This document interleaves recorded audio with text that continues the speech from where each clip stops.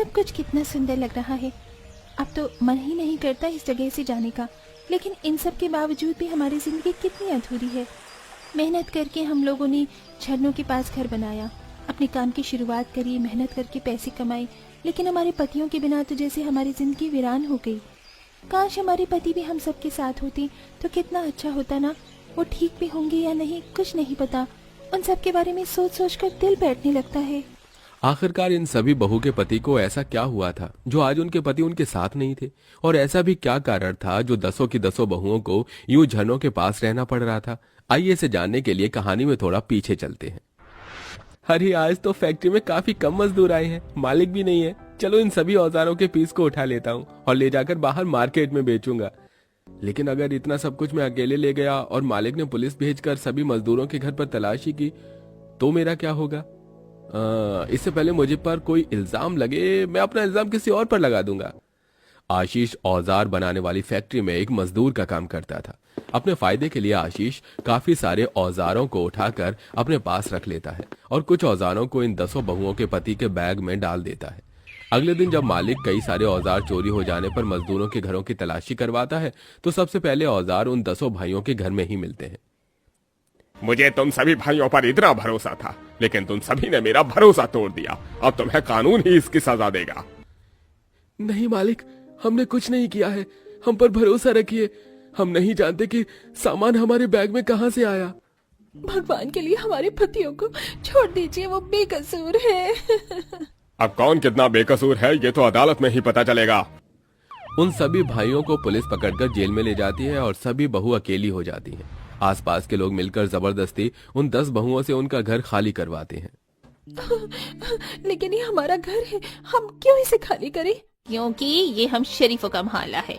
तुम जैसी चोर की बीवियां इस मोहल्ले में नहीं रह सकती, इसीलिए ये मोहल्ला छोड़ो और चली जाओ यहाँ से। हाँ हाँ चली जाओ यहाँ से, वरना तुम सबको धक्के मारकर यहाँ से निकालेंगे। सभी मोहल्ले वाले और आसपास के लोग उन 10 बहू को उनके ही घर से निकाल देते हैं। सभी बहुएं अपने थोड़े बचे कुछ सामान के साथ वहां से निकल जाती हैं और इधर से उधर भटकने लगती हैं।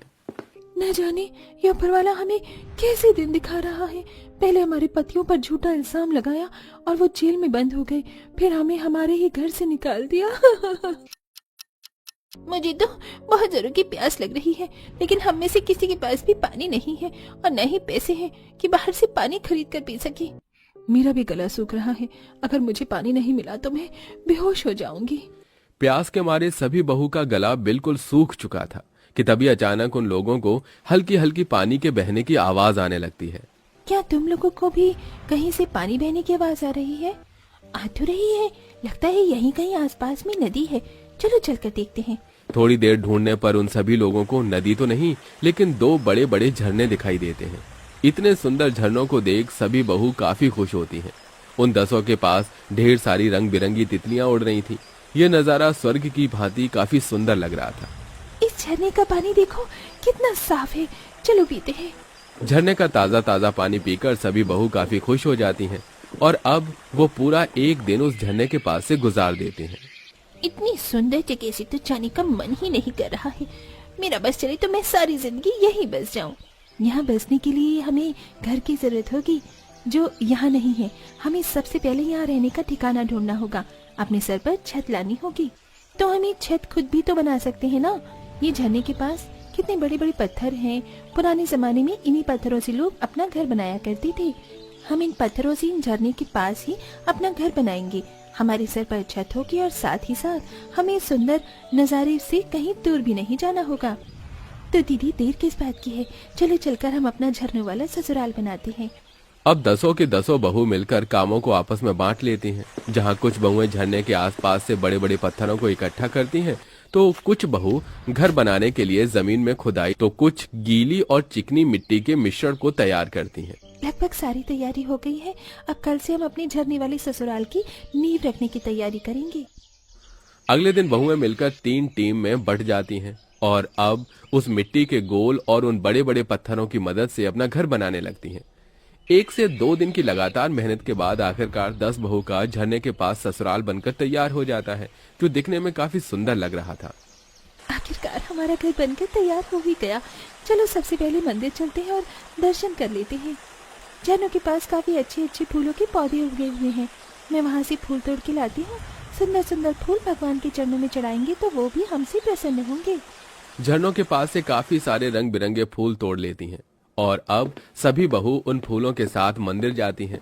सभी बहू जैसे ही माता रानी के चरणों में उन फूलों को चढ़ाती हैं तो पंडित जी को वो फूल काफी पसंद आते हैं। अरे ये फूल तो काफी ज्यादा सुंदर है। क्या तुम इन फूलों को यहाँ रोज लेकर आ सकती हो? इन फूलों की बनी हुई मालाएं मैं माता रानी को चढ़ाऊंगा। इसके बदले में मैं तुम्हें पैसे भी दे दिया करूंगा। हाँ पंडित जी, क्यों नहीं, हम जरूर इन फूलों की सुंदर सुंदर मालाएं बनाकर लाएंगे। अगले दिन से वो सभी बहू उन फूलों की मालाएं बनाकर लाती हैं और माता रानी को अर्पित करती हैं। इसी के साथ अब वो उन सभी फूलों को तोड़कर मंदिर के बाहर ही बेचना शुरू करती हैं और उस थोड़े थोड़े पैसे कमाकर अपने खाने पीने का खर्चा निकालती हैं। अरे इन झरने के पानी में तो कितनी सुंदर सुंदर मछलियाँ हैं। ऐसी मछलियाँ तो फिश टैंक के अंदर होती हैं। अरे भावना, तुमने तो बातों बातों में कितना अच्छा आइडिया दिया है। अरे हम इन छोटी छोटी मछलियों को पकड़कर बेच सकते हैं। हम कांच के बर्तन लाकर उसके अंदर झरने का पानी भर के ये मसाला डाल देंगे, साथ ही ये हरी हरी घास और ये छोटे छोटे पत्थर भी, जिससे हमारा छोटा सा फिश टैंक तैयार हो जाएगा और लोगों को काफी पसंद भी आएगा। अब जहाँ कुछ बहुएं मंदिर के बाहर फूल बेच रही थीं, तो वहीं कुछ बहुएं अपने जुगाड़ से फिश टैंक तैयार करती हैं और उन्हें बाजार में बेचती हैं। वहीं अदिति झरनों के पास की जमीन पर कुछ सब्जियों और फलों की खेती कर लेती हैं, जिनसे उनका गुजारा और ठीक तरीके से होने लगता है। अब हमें महंगी महंगी सब्जियां और फल खरीदने की कोई जरूरत नहीं है। बस हमें थोड़ा बहुत राशन ले आएंगे और बाकी सामान तो हमने खुद ही जुगाड़ से उगा लिया है। ऐसे ही कई दिन गुजर जाते हैं। रिया और रांची आटा चावल खरीदने के लिए दुकान के पास जाते हैं, जहां उन्हें कुछ लोग दिखाई देते हैं। कितने समय से जगह ढूंढ रहे हैं जहाँ पर काफी सुंदर नेचर हो, लेकिन कोई भी ऐसी जगह नहीं बची। हर किसी ने नेचर की धज्जियां उड़ा के रख दी हैं। अब मैं कैसे अपने सॉन्ग की शूटिंग करूंगा? डायरेक्टर की बात सुन रांची रिया उसके पास जाते हैं। अगर आपको ऐसी जगह चाहिए तो हमारे पास है ऐसी जगह। क्या तुम लोग सच कह रही हो? हाँ सर, आप हमारे साथ चलिए। रिया और रांची मिलकर उस डायरेक्टर को अपनी झरनों वाली जगह पर ले जाती हैं। इतनी सुंदर सुंदर झरने, आसपास हरियाली, तितली, फूल और उन लोगों के बने हुए पत्थरों के घर देखकर उस डायरेक्टर को काफी ज्यादा अच्छा लगता है। भाई, मैंने जितना सोचा था ये जगह तो उससे कहीं ज्यादा खूबसूरत है। अब तो मेरे सॉन्ग्स की शूटिंग यहीं पर होगी। शूटिंग के बदले वो डायरेक्टर उन सभी बहुओं को काफी पैसा देता है और 2 दिन बाद ही वहां पर शूटिंग शुरू हो जाती है, जिसके चलते अब सभी बहुएं वहां पर खाने पीने का स्टॉल लगाती हैं, जिससे कई सारे वर्कर्स उनके स्टॉल से खाने पीने का सामान खरीद कर खाते हैं। ये सब देख उन सभी बहू को काफी खुशी भी थी, लेकिन कहीं न कहीं उन सभी को अपने पतियों की कमी भी सता रही थी, जिसके चलते उन सभी की आंखों में आंसू आ जाते हैं, जिसे देख डायरेक्टर उनके पास आता है। आप सभी इस तरह रो क्यों नहीं है? डायरेक्टर के पूछने पर सभी बहुएं उसे सारी बात बताती हैं, जिसे सुन डायरेक्टर अपने कुछ पुलिस फ्रेंड से इस केस के बारे में डिस्कस करता है और पुलिस की अच्छी तहकीकात के चलते कुछ दिनों में असली चोर आशीष पकड़ा जाता है और उन सभी के पतियों को जेल से रिहाई मिल जाती है। अरे, जेल में बंद होने के बाद हम सभी को तो हमेशा तुम्हारी फिक्र सताती थी, लेकिन तुम सबने तो इतनी मेहनत करके इतना सब कुछ हासिल कर लिया। सभी को तुम पर गर्व है। ये तो बस भगवान की कृपा है। अब सब यहाँ एक साथ हंसी खुशी रहेंगे। सभी बहू मिलकर पहले की तरह अपने काम को संभालती हैं। वहीं उन सब के पति फैक्ट्री में पहले की तरह अपना काम करते हैं और धीरे धीरे यूं मेहनत करके उन सभी की जिंदगी अच्छी होने लगती है। यहाँ खुले में बहुत ठंड लग रही है। हाँ माँ जी, ठंड और भी ज्यादा बढ़ गई है।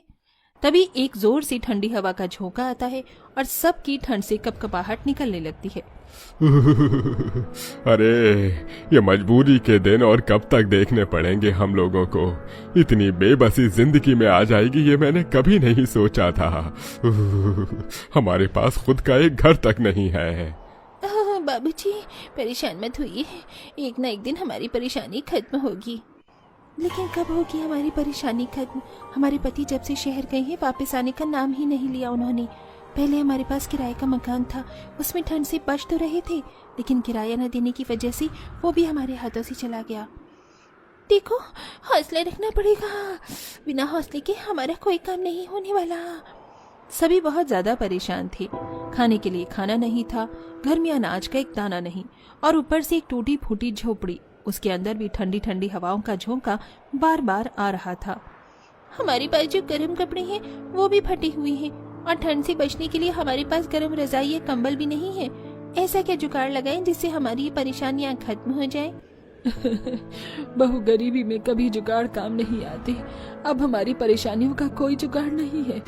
पूरा गरीब परिवार सविता की पांचों बहू एक छोटी सी झोपड़ी में अपना गुजारा कर रहे थे। ना तो गर्म कपड़े थे और ना ही सर्दी से बचने के लिए कंबल रजाई। उनकी इस परेशानी का कोई समाधान नहीं निकल पा रहा था। सारी रात उन्होंने ठंड में कांपते हुए ही बिताई। अगले दिन जब सवेरा हुआ, पांचों बहू परेशान बैठी हुई एक दूसरे को देख रही थीं। और कब तक हम ऐसे ही बैठे रहेंगे? हमें कुछ तो करना ही होगा। बिना कुछ किए हमारी परेशानियों का अंत नहीं होगा। देखो, मैं तो कहती हूँ हमारे पति जब आएंगे तब देखा जाएगा, लेकिन उससे पहले हमें कहीं नौकरी या काम ढूंढ लेना चाहिए ही। सही बोल रही हो दीदी, हमें माँ बाबूजी की तरफ देखना चाहिए। उन्होंने 2 दिन से खाना भी नहीं खाया। चलो पहले खाने की तलाश में ही चल लेते हैं। पांचों जुगाड़ू बहू झोपड़ी से निकलकर ठंडी ठंडी हवाओं से गुजरते हुए फैक्ट्री इलाके की तरफ जा रही थी, जहाँ पर कंपनियां थी, फैक्ट्रियां थी और कुछ दुकानें भी थीं। तभी उन्हें एक समोसे वाले की दुकान दिखाई देती है। कितना समय हो गया है हमें ऐसे गर्मा गर्म समोसे खाए हुए। लग रहा है जैसे बहुत स्वादिष्ट होंगे ये। चलो इन भैया से मदद मांगते हैं। आनंदी और काजल दोनों समोसे वाले के पास समोसे मांगने जाती हैं, लेकिन समोसे वाला बिना पैसों के उन्हें समोसे नहीं देता। उनका चेहरा उदास हो जाता है और वो आगे चलने लगती हैं। चलते चलते वो एक ईंटा भट्टी के पास पहुंचती हैं। कितना सुकून मिल रहा है यहाँ खड़े होकर। देखो तो सही, यहाँ तो गर्म कपड़े पहनने की जरूरत भी नहीं है। थोड़ी देर और खड़े हो जाते हैं यहाँ पर। बहुत ठंड लग रही थी पीछे से चलकर आने में। बबीता उस ईंटा भट्टी को देखकर मनी मन सोच ही रही थी और मुस्कुराने लगी। अच्छा, तुम भी मुस्कुरा रही हो? कहीं वैसा ही तो नहीं सोचा जैसा मैं सोच रही हूँ? तुम्हारे मन में भी तो वही नहीं चल रहा? हाँ, मुझे भी लगता है कि हमारे मन में वही चल रहा है। अरे भाई, हमें भी बताओ, तुम दोनों के मन में क्या चल रहा है जो हमारे मन में नहीं चला? एक बार देखो जरा, यहाँ कितनी गर्माहट है। ईंटा भट्टी के चारों तरफ गर्माहट है क्योंकि उसके अंदर बहुत आग जल रही है। इसीलिए यहाँ पर हवाएं भी हल्की गर्म है और हम लोग झोपड़ी में रहते हैं। जब हम झोपड़ी में रहते हैं तो हम अपनी झोपड़ी यहाँ पर क्यों नहीं बना लेते? रात भर ठंड में सोने से अच्छा है कि यहाँ झोपड़ी बनाकर बिना गर्म कपड़ों के आराम से सो सकते हैं। ईंटा भट्टी के पास केवल गर्मियों में ही परेशानी हो सकती है, लेकिन सर्दियों में तो सुकून ही सुकून। इस जुगाड़ के बारे में पांचों बहू बहुत सोचती हैं, जिसके बाद वो सारा दिन ईंटा भट्टी के पास कहीं से लकड़ी लाकर तो कहीं से फटे पुराने कपड़े लाकर अपनी झोपड़ी बनाना शुरू कर देती हैं। वहां उन्हें ठंड भी नहीं लगती। आखिरकार हमारी मेहनत से हमने यहाँ झोपड़ी तो बना ली। चलो मामा बाबूजी को लेकर आते हैं। पांचों जुगाड़ू बहू अपने सास ससुर को वहां ले आते हैं। तुम पांचों ने इतना दिमाग लगाया कैसे? लेकिन जो भी कहे, ये जुगाड़ सबसे बढ़िया लगा। अब हमें ठंड से थोड़ा बचाव हो जाएगा। हाँ जी, आपने सही कहा। इतना बोलते ही सविता बेहोश हो जाती है। पांचों जुगाड़ू बहू उसे संभालने की कोशिश करती हैं। हे भगवान, ये माँ जी को क्या हो गया? कई दिनों से खाना नहीं खाया तुम्हारी सास ने, शायद इसीलिए उसे चक्कर आ गए। अब पांचों बहू को अपनी सास के लिए खाने का जुगाड़ करना था। वो पांचों फिर से निकल पड़ी। उन्हें एक मंदिर के बाहर कुछ अमीर लोग गरीबों को राशन बांटते हुए दिखाई दिए। वहाँ देखो, वहाँ कुछ अमीर गरीबों को राशन दे रही है। चलो हम भी लेकर आते हैं। इस तरह उन्हें खाने का राशन मिल गया, जिसमें तेल, चावल, अनाज, आटा, थोड़े मसाले मिल गए।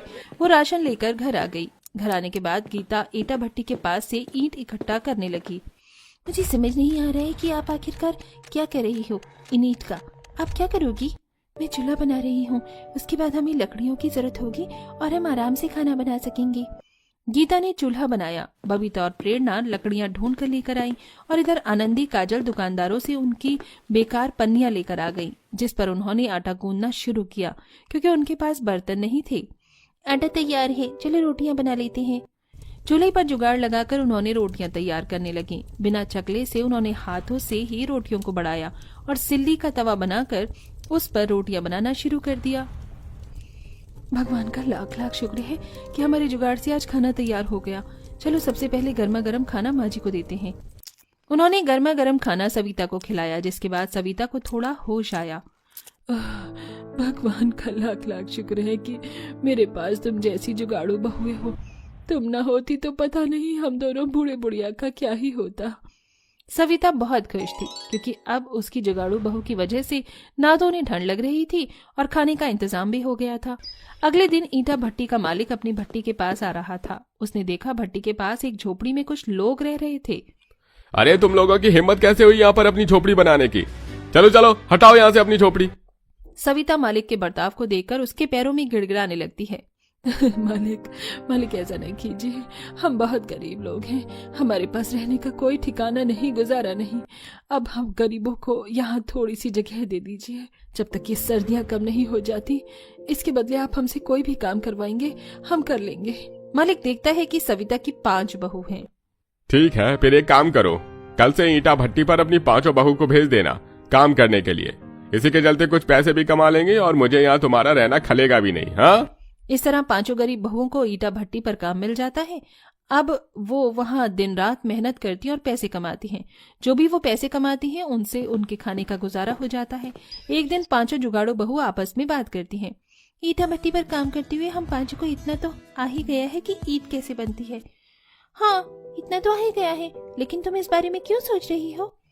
अगर हम समय निकालकर रोजाना थोड़ी सी ईंट बनाना शुरू करें तो हम अपने लिए खुद का पक्का मकान भी बना सकते हैं। जमीन तो हमें मालिक ने ही दे दी है रहने के लिए। सही कहा, मालिक की भट्टी में ही अपनी रोजाना की थोड़ी ईंटें बनाकर तैयार कर लिया करेंगे। हाँ, हम चाहे तो अपना घर तैयार कर सकते हैं। इस तरह 5 जुगाड़ू बहुएं रोजाना अपना काम खत्म करने के बाद अपने पैसों से ईंट बनाने के लिए सीमेंट और बदरपुर खरीद कर लाती हैं और इसी के चलते वो धीरे धीरे खुद से ही अपना पक्का घर ईंट और सीमेंट से बनाकर तैयार कर लेती हैं। कल तक हमारे पास कुछ भी नहीं था, सब कुछ चला गया था। तुम 5 ने हमारा साथ दिया, अपनी मेहनत और जुगाड़ से तुमने आज पक्का मकान बनाकर खड़ा कर दिया। आज मुझे अपने बेटों से ज्यादा बहू के ऊपर फक्र होता है। इस तरह वो सभी बहुत खुश हो रहे थे कि तभी सविता के 5 बेटे ढूंढते हुए उन्हें उस घर में आ गए। माँ, पिताजी, आप ठीक तो हो ना? अरविंद, कैलाश, अमित, सुजल, अर्जुन, तुम 5 कहाँ चले गए थे? तुम्हारे बिना हमने कितनी परेशानियों का सामना किया, तुम सोच भी नहीं सकते। आखिर कहाँ चले गए थे तुम 5? क्या बताऊं माँ, शहर जाने के बाद बस पैसा ही कमाना याद रहा, लेकिन अब आपके 5 बेटे वापस आ गए हैं, सब ठीक हो जाएगा। हाँ, हम वापस लौट आए हैं और साथ में बहुत सारा पैसा कमा कर भी लाए हैं। अब आप लोगों को इतनी परेशानियां नहीं देखनी पड़ेंगी। वैसे ये घर किसका है? ये घर हमारा है। ये घर तुम्हारी 5 जुगाड़ू पत्नियों ने बनाया है। बहुत मेहनत की है इन बेचारियों ने। 5 पति अपनी पत्नियों से मिलते हैं और बीते हुए समय में क्या हुआ, किस तरह उन्होंने सब कुछ किया, ये भी जानते हैं।